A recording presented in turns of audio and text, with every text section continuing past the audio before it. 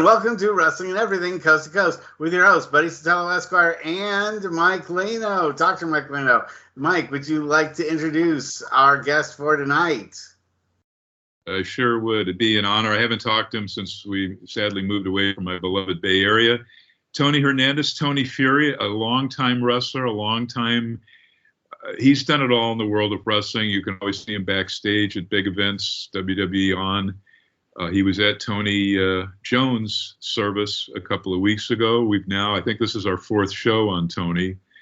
And Tony and I, along with Icebox, we actually co-promoted or started the very first, what was called Oaktown Championship Wrestling. I actually gave it that name to Icebox. It's now Stars of Wrestling, a lot of success. But Tony is an incredible wrestler, along with Icebox. They have done all kinds of hardcore matches in that promotion. Tony's well-known, a total expert on Bay Area wrestling. So I wanted to talk to Tony about our other brother, Tony Jones, Shooter Tony Jones, a little bit, and maybe go over what's going on in the Bay Area in terms of wrestling, because there's some new promotions, the hot one that's, I don't know if they've overtaken APW. I don't even know what APW is doing. So let's get right into it, Tony. Maybe we start, I hate starting on, not a down note, because we're celebrating the life of Shooter Tony Jones, who, man, what a great guy he was. What a class amateur at San Francisco State University he was, and an all-around class human being. But let me get your thoughts on Tony, because you kept a lot of people informed of what was going on. Yeah, I realized Tony Jones had his final match on our Stars of Wrestling show on June 15, 2022. He got us Sabu. He booked Sabu for us. So, and he wanted to do one more match so his son could see him. So we booked him on the show. I think we paired him up with Kenny King from TNA. So his last match was on our show, and we booked him again on our following show, which was supposed to be in November. But he called off on it because he said he was not feeling well, so he didn't show up for that. So technically, his last match was on our show. Oh, wow. Yeah. It sounds like you guys have broken down quite a lot of stuff now. Stars of Wrestling is still promoting, correct? I don't know if they took a little time off. Yeah, we've taken about a good year, just over a year off now. At the building we're running, I think they're doing some renovations, and so we're just waiting to find out when we can get back in there. What building do you use? What building do you guys use? We're building the Alameda Point Gym in Alameda. That's very nice, then. Yeah. Sounds like I like that because it was right on the water. It was beautiful. It reminded me of where ECW had one of the pay-per-views that I shot in Asbury Park, right on the water. Yeah, and right it was beautiful. And the most diverse, I often said that, not just because you guys are friends, but I said it was one of the most diverse locker rooms I'd ever seen, from Carlito Colon, who was a regular, to Bobby Lashley, who was a regular, to Boogeyman. There was a lot of great guys, some guys that Russ had known and actually managed against from APW, so it really was Stars of Wrestling. Yeah. And I think early on, so that was a beautiful venue too. So are you guys just waiting until it reopens, or are you going to maybe try for another venue in the meantime? Yeah, the place they run it for, it's they do a lot of the basketball games for the school there, and for a lot of schools there. So they kind of worry about the floor when it comes to the ring setup there. So, and usually they got a lot of tournaments, and so we have to wait to a certain time period, like towards August, somewhere around there, before we can go back in and do shows. So Tony, tell me, how did you get started in wrestling? What got you? What are your roots in it, and how did it all get started for you? Okay, so I've always was a fan. I was a fan from my early teens. I'm 53 now, so I started watching wrestling 10, 11, 12. When I was 15 years old, my mom used to work at the Holiday Inn near the Hagenberger Road there. And there was a TV taping that day at the Coliseum. I went to go pick her up, and I got there a little early. When I saw some of the boys pull up, Unbeknownst to me, I didn't know they were staying there. But the first 4 wrestlers that I saw parked right behind me while I was sitting in the car, Iron Sheik, Nikolai Volkov, Outlaw Ron Bass, and I believe it was, I can't remember who the 4th guy was, but I just remember Nikolai, Iron Sheik, and Outlaw Ron Bass getting out of the car. And I followed them after they went up to the rooms to the 2nd floor, and down by the pool area, I saw, a whole bunch of other guys. Lane and Valentine were there. So I was like, wow, they're staying here. Okay, that's pretty cool. So this is during the time, which Mike, you might remember, where this is when WWF used to run monthly in the Bay Area. It was 1 month Oakland, 1 month Cow Palace, 1 month Oakland, 1 month Cow Palace. And I just started going periodically there just to grab pictures, get autographs. And a lot of the guys kind of took a liking to me. They remembered me. This pre-internet, pre-cell phones. The guys would ask the lobby people, hey, is there a place to eat? Is there a gym? Yeah, so I offered a ride to some of the guys to go to the gym, and they in return would give me tickets to the show. So I got, pretty much I befriended Owen, Wayne Bloom, and Mike Enos. So every month they'd come by, I'd pick them up, and then every once in a while they'd ask somebody else, hey, can Bulldog come? Yeah, no problem. I'd go, hey, can Luis Piccoli come along? Sure, not a problem. Then I would do the whole California loop with them. It'd be, they'd fly into either Oakland or San Francisco. They do the house show here. Next day they'd go to Sacramento. I'd drive back to Oakland or San Francisco, drive them down to Fresno, come back, and then they fly out of here. Wow. So I befriended them to the point where Dave Hebner at the time was the guy that was giving out all the comp tickets. So even when any of the guys that I knew weren't here, I would just come see Dave, and he would go, oh, yeah, come on in. And he would just give me free tickets to the show. So I didn't pay for a ticket for like almost 25 years, I would just walk back there, and the guys pretty much knew me. So that's why Mike Lano would always see me back there. So now, how did that lead to you starting your own wrestling federation? So at the Hogan Flair house show in Oakland in '91, that was. Let me Tony. Yeah. Let me interrupt you very quickly, Sure. because a bunch of people. My Gong magazine editor, Wally Yamaguchi, who would later manage Kaientai as Yamaguchi's son, he flew in with his wife and some other reporters, stayed at our home. Wade Keller flew in. He was battling Dave Meltzer for supremacy of the sheets. And we all sat together. And that was the very first trial Hogan Flair match. And I remember it clearly because they were thinking it would headline WrestleMania. It was going to be huge. But that was the very first. A lot of people didn't know every time they touched. And that night, Bill Graham died, so it was a rainy night, and Bill Graham in the helicopter died, famous rock promoter, the Rolling Stones, Aerosmith, pretty much everybody all over the country. And so everybody recalls that date, but it was such a huge deal. Did you know it was like the first time ever? It was, and right in Oakland, right in our home area. I did because I believe, if I'm not mistaken, I saw the ad in the local newspaper, and they even posted that on there. First time ever meeting between Hogan and Flair. So it was well known, and I think I might have read in one of the sheets as well that the first one ever was going to be a house show. I think the first one was Oakland. Next night was L.A., if not mistaken. But on that particular show in Oakland, Mike Modest, Rick Thompson, and a few other guys, I believe Roland, were walking around the arena that night, passing out cards to their school for the training camp. Rick Thompson approached me and asked me if I was interested in becoming a pro wrestler. And at the time I wasn't. I was pretty content just being one of the marks and fans of the business. And I was already riding along with a lot of these boys. So I had no desire to be in the ring. But he handed me his card. He told me I had a good looking physique, and if I was interested to, come on down. About maybe a year and a half later, a high school friend of mine called me out of the blue, says he wanted to train to be a pro wrestler. Like, great. He goes, how do I get in? You know everybody. I said, well, there's this place in Hayward. If you're interested, I'll give you the card.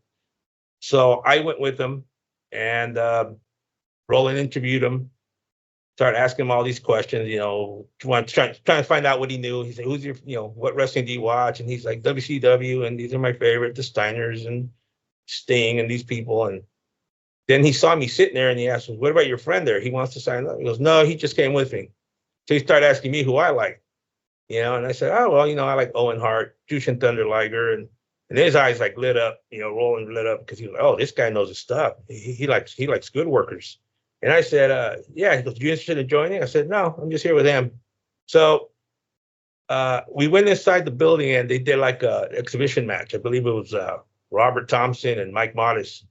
And that's like the closest I've ever been to an actual wrestling ring.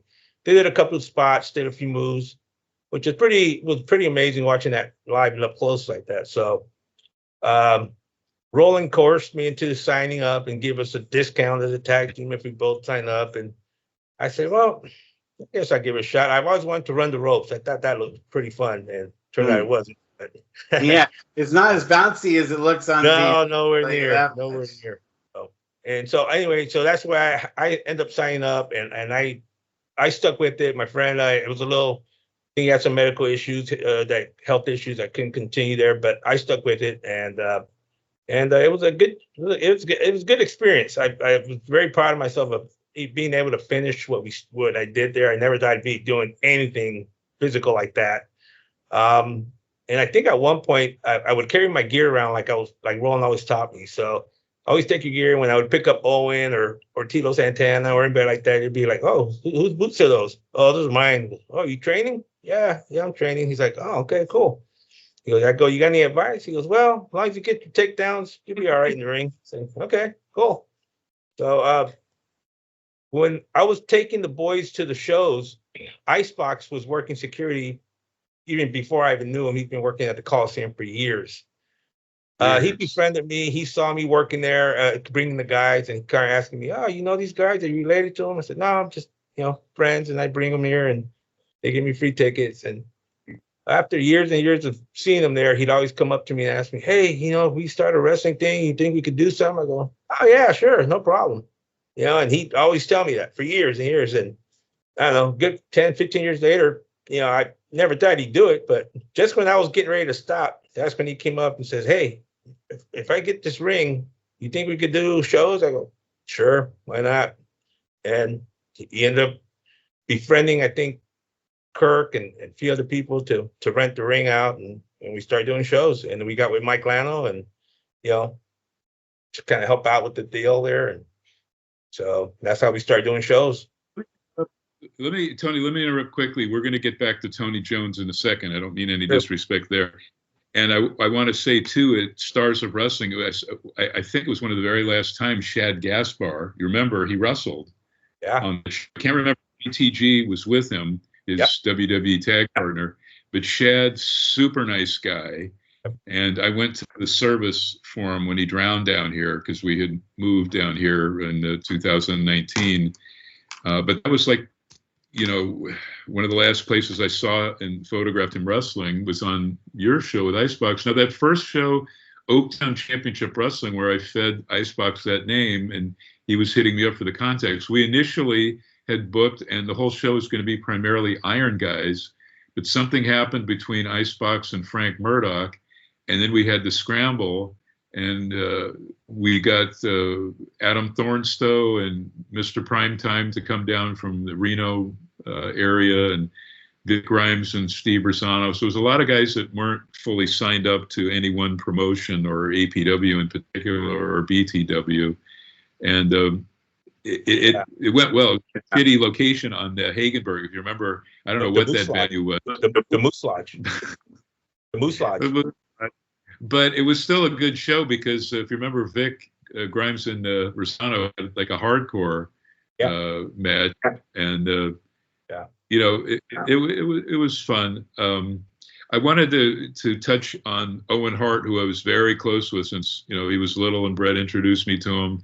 When I went up to Stu Hart's, because they hired me, Bruce and Ross Hart, in December 95, to photograph, be their family photographer for Stu's 80th birthday party, which was private just for the family, but he put on a huge show at his old venue, his best venue, legends of Stampede Wrestling. And Owen and Spicoli, Spicoli was Owen's best roadmate friend in WWF at the time. Again, this is 1995. Huge snowstorm. You couldn't see. Visibility was horrific, but Owen could drive it. But all I remember, they picked me up at Calgary Airport, is Owen is driving as fast as he can. You can't see anything, but he knew how the roads and how to drive it. Cursing up a storm. Spicoli is screaming. And I wanted to ask if Owen ever pulled any ribs, or if he didn't pull any ribs on you, did you see him pull ribs or discuss ribs? Yeah, I did. I did quite a few. So I got a road story. I was taking Louis, Owen, and I believe it was Barry Horowitz. We did a show. They did a house show in San Francisco at the Cow Palace, and they were staying in San Francisco. I remember that show.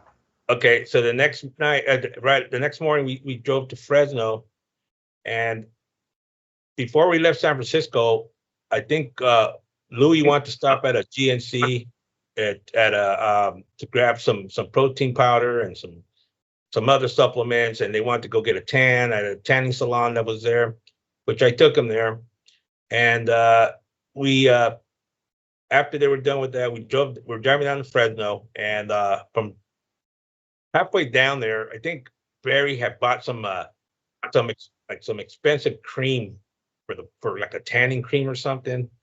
Somehow, Owen, who was sitting in the back seat along with Louis, and Barry was sitting on the passenger side with me while I was driving. Louis seemed to get it and start squirting it across to the front, and it was landing on Louis on Barry Horowitz's like hair and on his shoulder. And these guys were giggling in the back, and then Barry's like trying to sleep and he keeps waking up. He goes, "What are you guys doing?" "Nothing. We're taking our protein powder." So it got to the point where finally Barry got upset with it.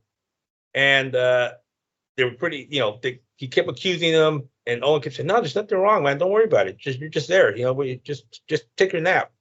So somewhere along the way on 5 going down to Fresno, there was a really bad car accident.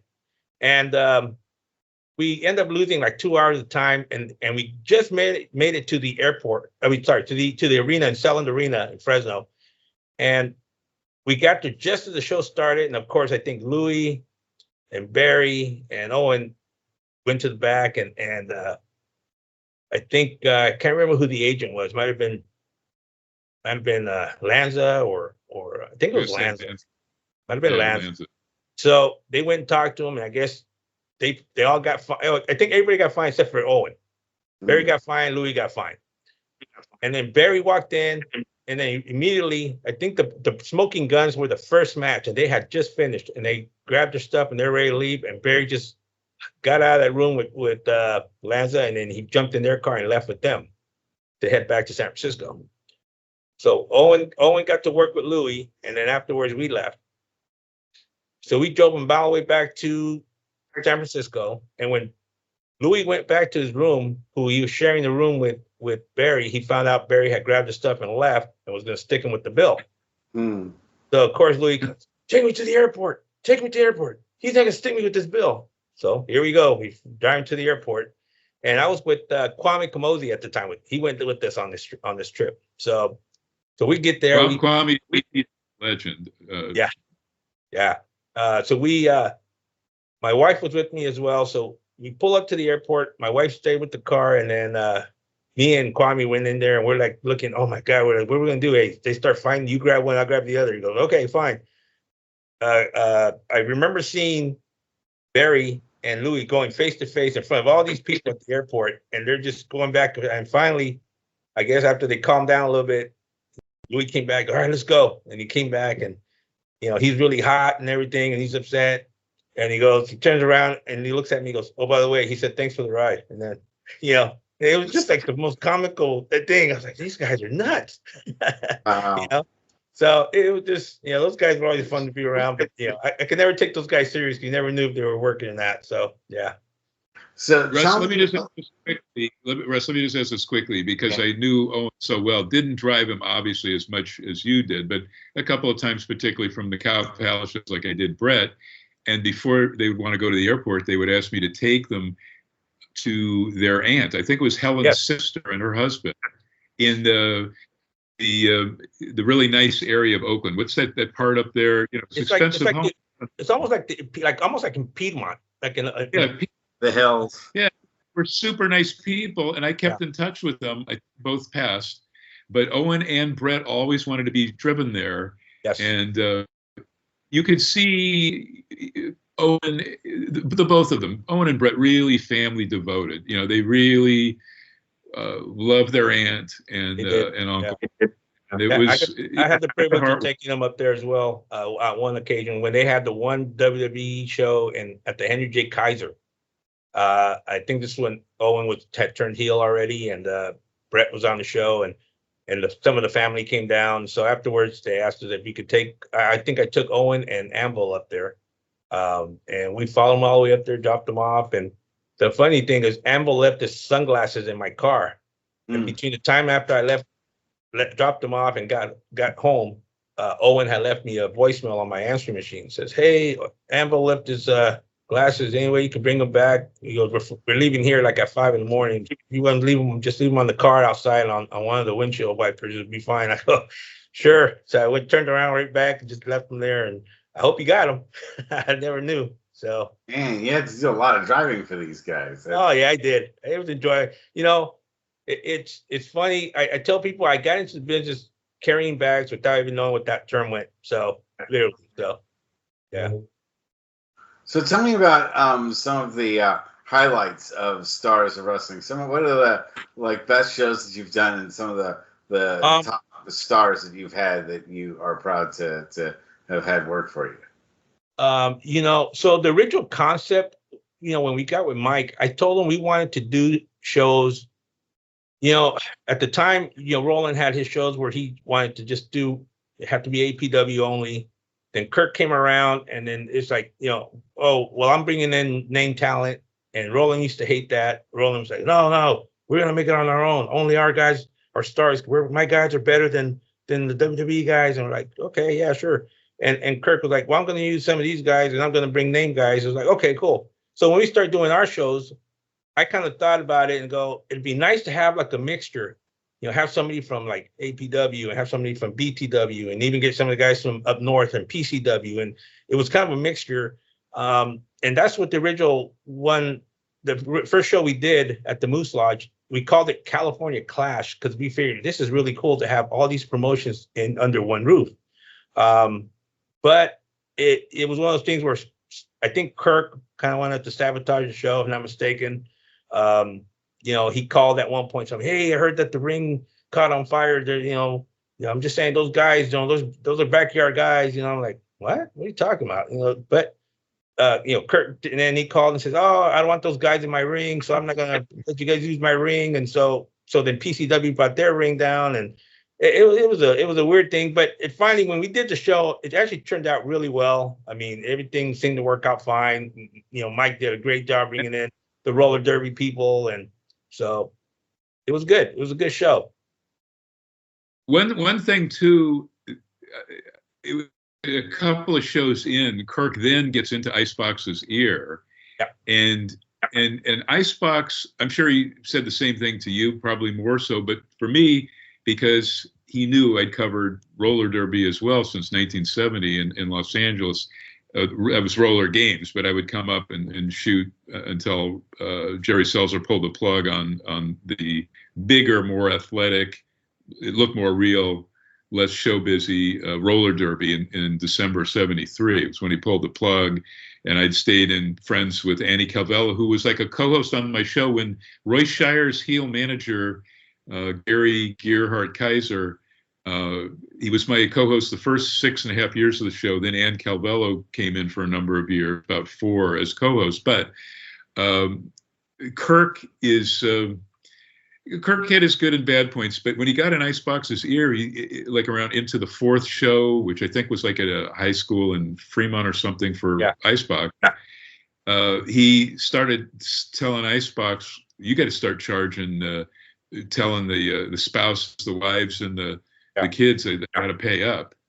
And I told Icebox, if you do that, you're going to lose a lot of credibility. And he eventually relented, but he would ask me, so I would be covering the Derby, the new age thing, because he came about well after roller derby, the real roller derby, the Jerry Seltzer, the television, globally televised roller derby ceased and died out. And they were two different guys, Tim and Danny, were trying to bring it back. And Icebox was on a lot of those shows, big name.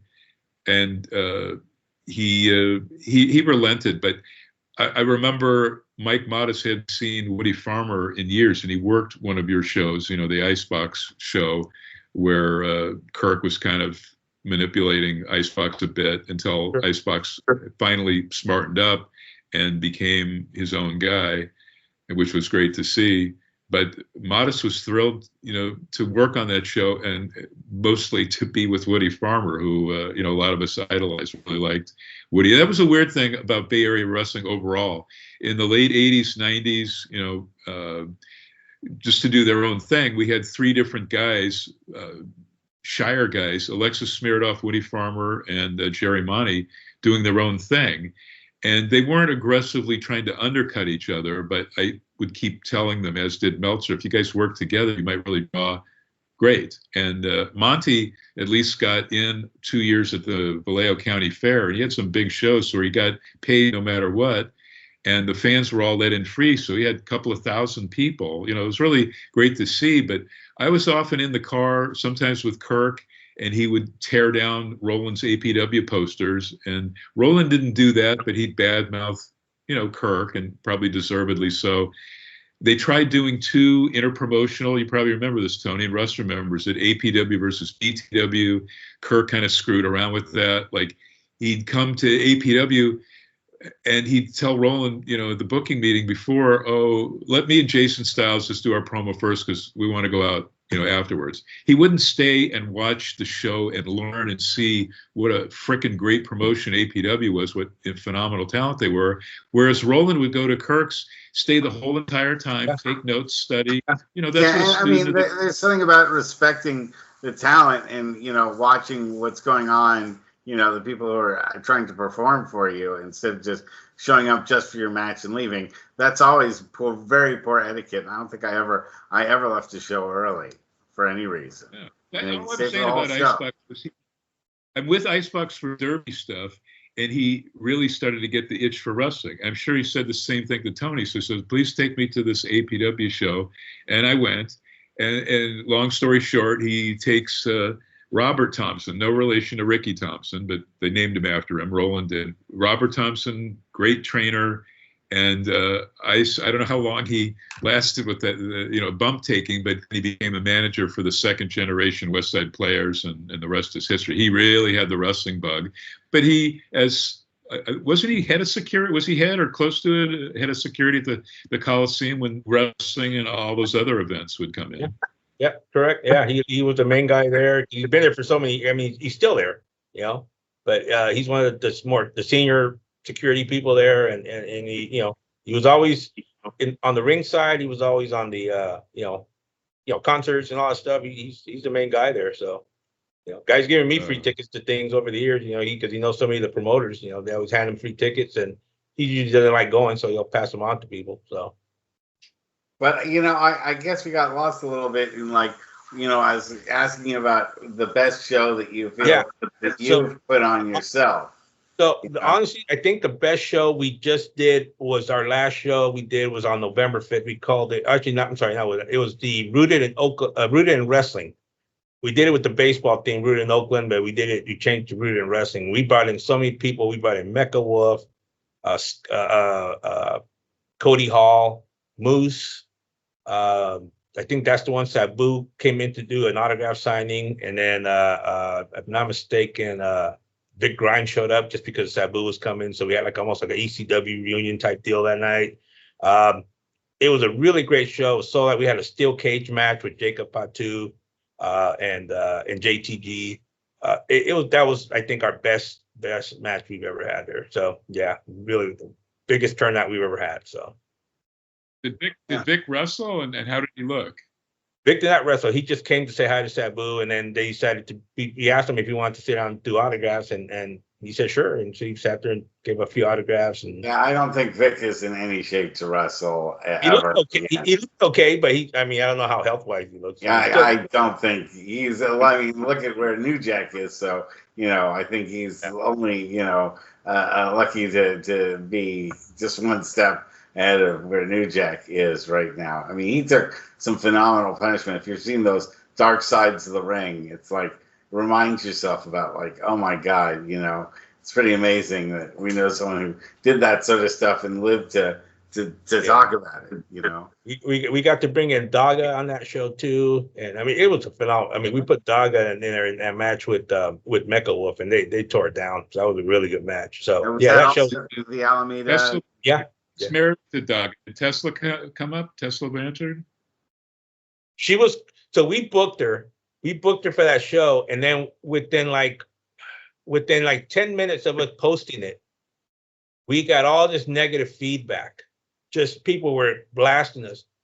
Oh, I was gonna buy tickets, and oh, we were gonna go, and oh, if you're gonna have this racist girl, we're not gonna go. I thought you guys were better than this. I'm not going. So I talked to Icebox, and he goes, "We can't use her. We're that's terrible." So I had to contact her, and I let her know I'm sorry, but we're just getting all this negative, and I can't promise your safety even with security here, and so she replied, she goes, I understand, I completely understand. This happens everywhere I go, and I'm sorry. I wish I could just change this, but it's not. I go, okay, I'm sorry, and so it didn't happen. So it all came from a thing that she said in TNA, and it's haunted her since. They got rid of her.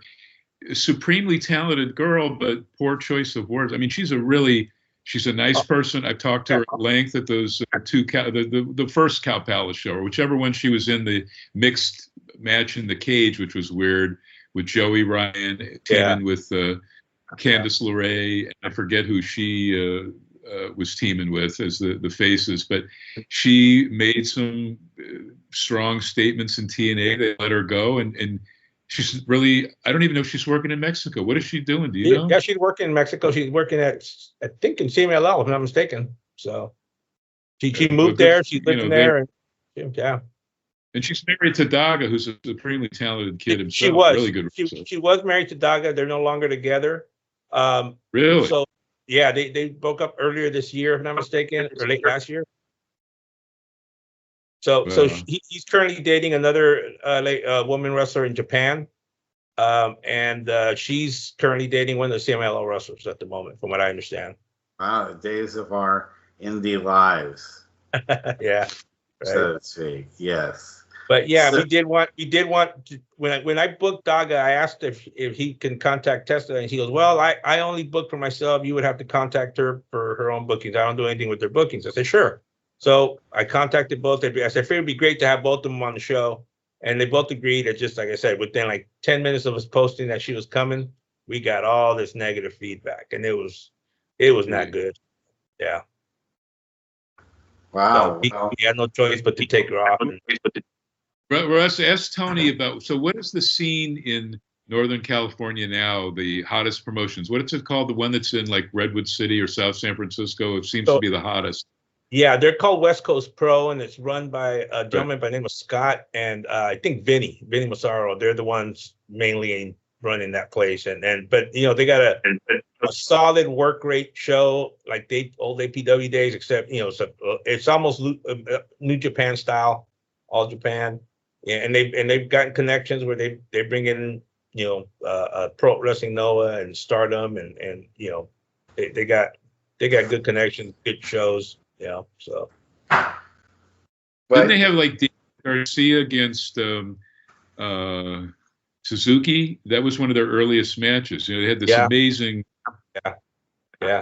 cards. Just stacks. Of course, I'd leave the Bay Area, and these stacked cards would happen. Of course, right? Yeah. What is Marcus doing with APW? Because they were always the high end, the quality 5-star promotion.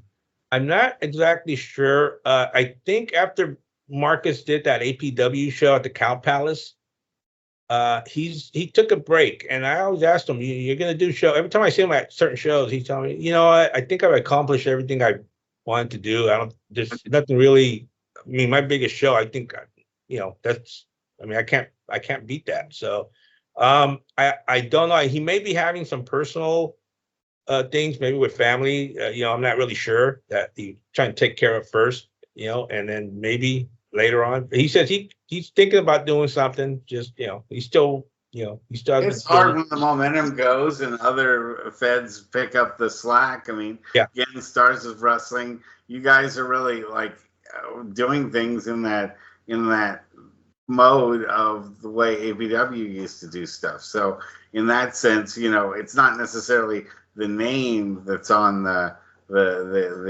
wrestling, marquee. It is more the what you're bringing forward to the fans in the style of wrestling you provide.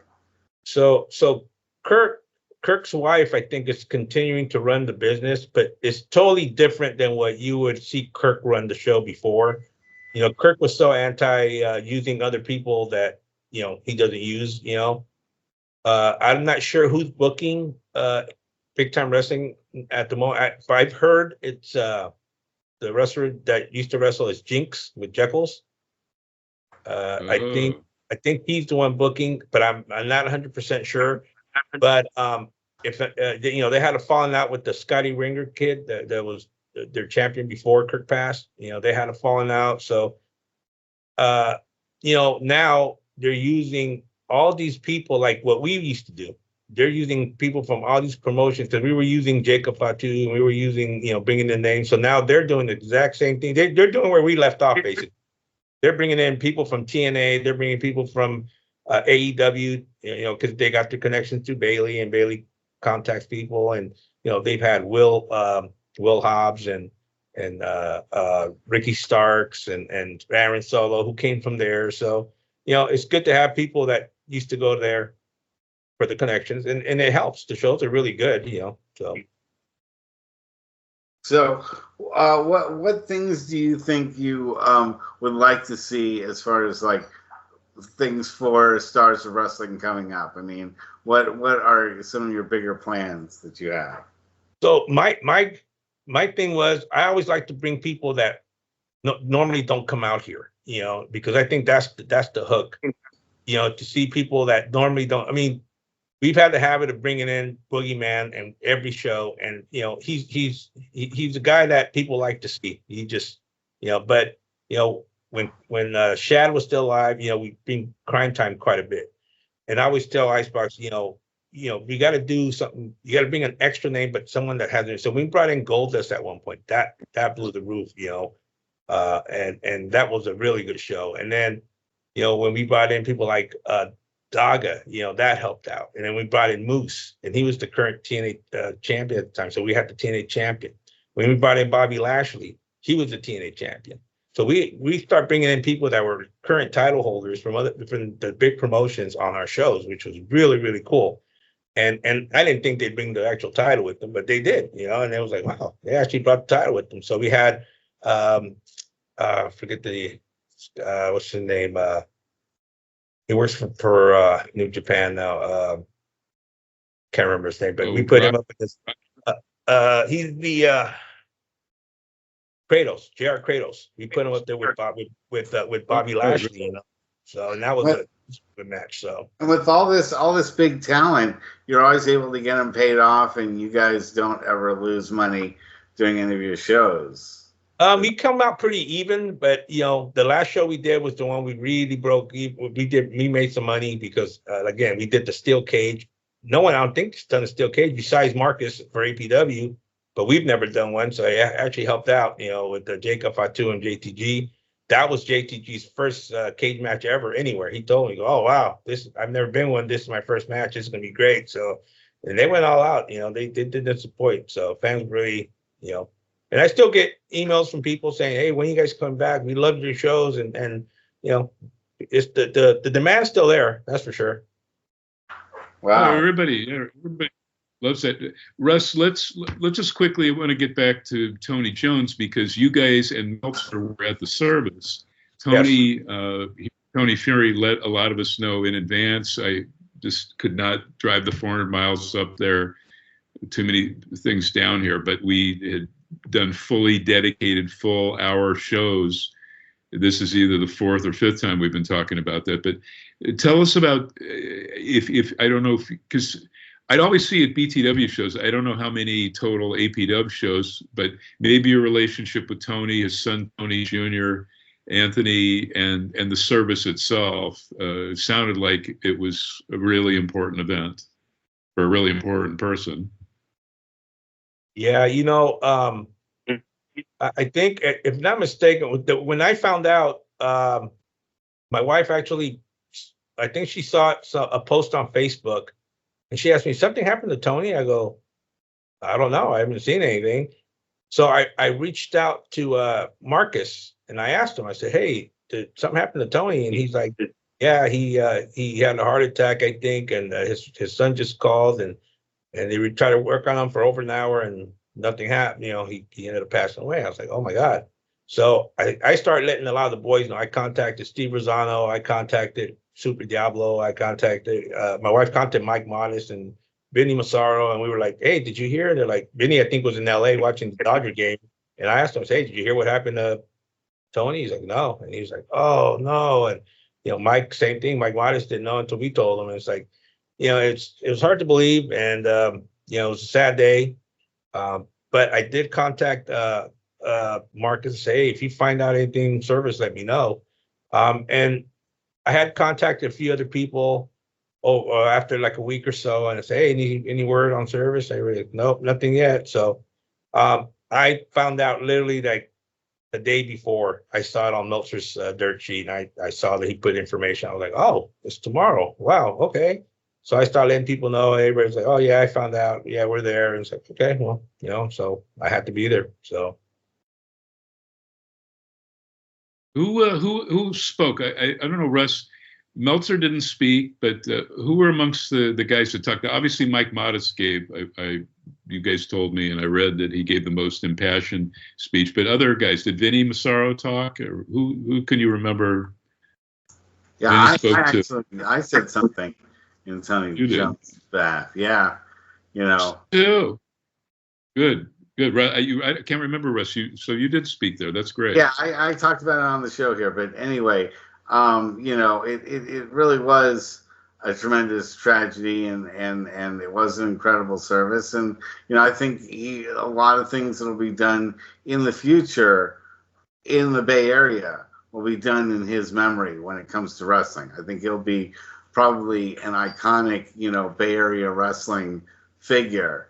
Maybe not internationally, he never got that kind of acclaim, but I think when people want to think of like great stars that were just born and made for the San Francisco Bay Area, that would be Tony Jones. I think that's his legacy, and hard to argue that. What do you guys think? Yeah, Tony Jones was an amazing guy, such a down-to-earth person. I don't think anybody has a bad thing to say about Tony Jones. I mean, I talked to Tony Jr. and I gave him my condolences, and I told him, I said, hey, I don't know if you remember, but I think your dad might have had his last match. And I go, yeah, he did, man. I remember that. I was there.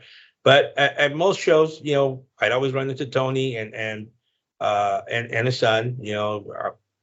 Whether it was APW, AEW, WWE shows, I guaranteed to see Tony and his son there. Always having a good time. I think when Sabu came down for APW, and I think it was just before he needed his hip replacement.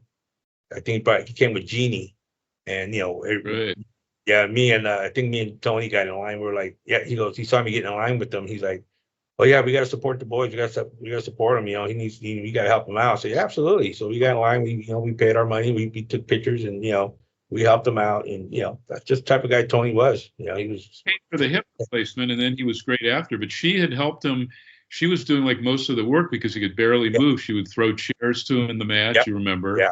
That's made him there.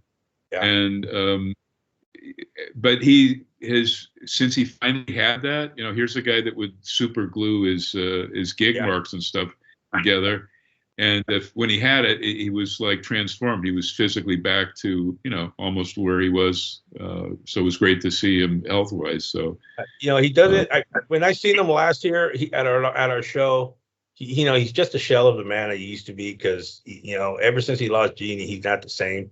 Oh, yeah. Sabu, yeah, he's I don't know, he's just not the same. He's he said he doesn't sleep. He doesn't sleep a lot. He just stays up all night, and he just I think picked him up in the airport at the hotel. I got 4 in the morning, take him to the airport, and I go, did you get any rest? He goes, nah, I don't sleep anymore. Go, oh, okay, well, sorry to hear that. So yeah. It was funny because his previous wife, Mibu, who we met in Japan, she barely spoke any English. You guys probably know.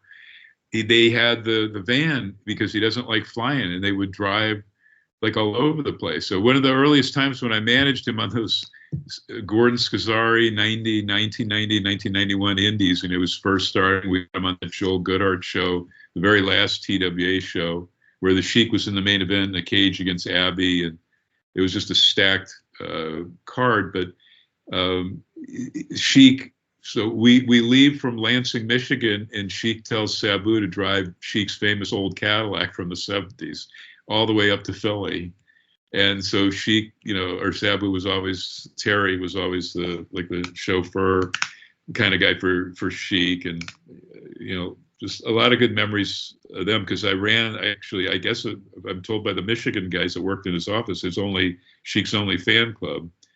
But Tony, one last thing. Well, he, his ring work was different, and he would bring, very few guys, like the Kurt Angles, they'll bring the amateur stuff and infuse it into their hybridized style. And Tony did that, I think, better than many, many people. And when I introduced him to Flair, that story, like I was going out with Flair, I asked Tony to come along, and he really was a mark for Flair. We took pictures, or I did, of Tony with Flair. But Flair knew about his athletic background, and he was then starting to ask Tony Jones about it.